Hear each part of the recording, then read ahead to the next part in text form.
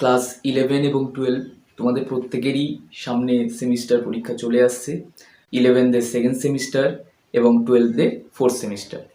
তো কথাটা হলো গিয়ে, এবার তোমরা প্রত্যেকেই জানো যে তোমাদের কিন্তু লিখে পরীক্ষা দিতে হবে। আগে যেমন কি ছিল, এমসিকিউ টাইপের পরীক্ষা ছিল, এটা কিন্তু সেটা নয়।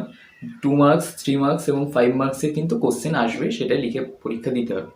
সমস্যাটা হলো কি, যে সমস্যাটা হলো প্রথমে যে পরীক্ষাটা হয়েছিল সেখানে কিন্তু আমাদের লেখার অভ্যেস বা পড়ার অভ্যেস সেগুলো কিন্তু একেবারেই প্রায় ছিল না। ঠিক আছে, স্যারেরা পড়িয়ে দিতেন, তোমরা ভালো করে সেগুলো শুনতে এবং শুনে সিকিউতে মার্ক করে দিয়ে চলে আসতে। কিন্তু এবারে তো তা নয়।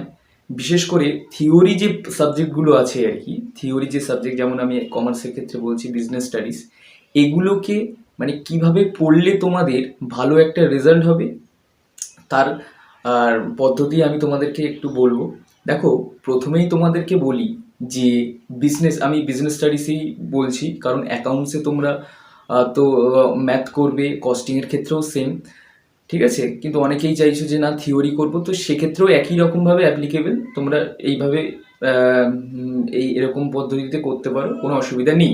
ঠিক আছে, তো বিজনেস স্টাডিজের ক্ষেত্রে আমি যদি বলি, ফার্স্ট যেটা তোমাদেরকে মাথায় রাখতে হবে সেটা হলো গিয়ে কি না, সেটা হলো গিয়ে এক্সাম্পল। উদাহরণটাকে যখন কোনো কিছু পড়ছো, উদাহরণ যেন তার বোঝা চাই। ঠিক আছে, উদাহরণ সমেত এক্সাম্পলের সহিত সেটাকে বুঝতে হবে।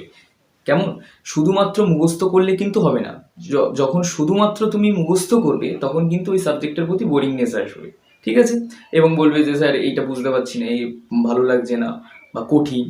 কেমন, তো সুতরাং ফার্স্টেই আমি তোমাদেরকে বলে দিচ্ছি যে যখনই পড়বে দেখবে বইয়ের মধ্যে প্রতিটা টপিকের নিচে নিচে কিন্তু এক্সাম্পল লেখা থাকে, সেই এক্সাম্পলগুলোকে ভালো করে পড়তে হবে। সেকেন্ড যে পয়েন্টটা সেটা হলো গিয়ে, যখন তুমি লিখছো এক একটা কোশ্চেন আনসারে পয়েন্ট আউট করে লেখো। ঠিক আছে, একটা মেন পয়েন্ট দাও, সেটাকে বিশ্লেষণ নিজের মতো করে করো। ঠিক আছে, এইটাকে মাথায় রাখতে হবে যে যখনই আমি লিখবো তখন পয়েন্ট আউট করে লিখবো এবং পয়েন্টটাকে যেন মাথায় থাকে। কেমন, বইয়ের যখন পয়েন্টটা পড়ছো সেটা যেন সবসময় মাথায় থাকে এবং তার আন্ডারে যেটা থাকছে সেটা নিজের মতো করে লেখো, কোনো অসুবিধা নেই। তাহলে ফার্স্ট আমি কি বললাম, এক হলো গিয়ে যখনই পড়বো এক্সাম্পলের সহিত পড়বো। সেকেন্ড হচ্ছে কি, পয়েন্ট আউট করে লেখা। এবং 3 নম্বর হলো গিয়ে তোমাদের হ্যান্ডরাইটিং এবং উপস্থাপনা। হাতের লেখা এবং উপস্থাপনা সুন্দর যদি হয়, বিজনেস স্টাডিজে কিন্তু খুব সুন্দর এবং ভালো নাম্বার উঠবেই উঠবে।